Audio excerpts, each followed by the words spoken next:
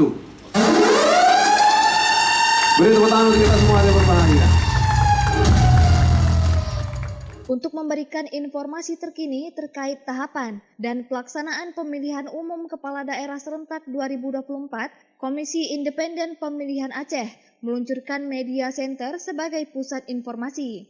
Selain itu, kegunaan Media Center sendiri sebagai media penghubung langsung antara KIP Aceh, pihak pemberitaan, dan berakhir untuk informasi kepada masyarakat.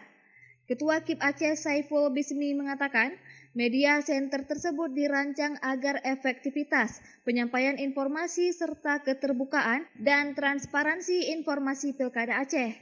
Saiful juga menjelaskan terkait kesiapan KIP Aceh terkait pendaftaran bacalon kepala daerah yang akan mendaftar ke KIP yang dimulai sejak tanggal 27 hingga 29 Agustus 2024. Tujuan dari pembentukan ini 3 pintu masuk, yaitu untuk hubungan antara Aceh dengan media dan juga dengan masyarakat.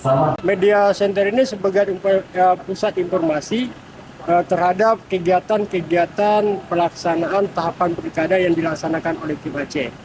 Semua tahapan, semua kegiatan yang dilaksanakan nanti akan disampaikan melalui Media Center. Terkait persiapan pelaksanaan pendaftaran bagi bakal pasangan calon gubernur dan wakil gubernur, kita telah melakukan koordinasi dengan berbagai pihak. Salah satunya dengan pihak Rumah Sakit Zainal Abidin sebagai tempat pemeriksaan kesehatan menyeluruh bagi bakal pasangan calon.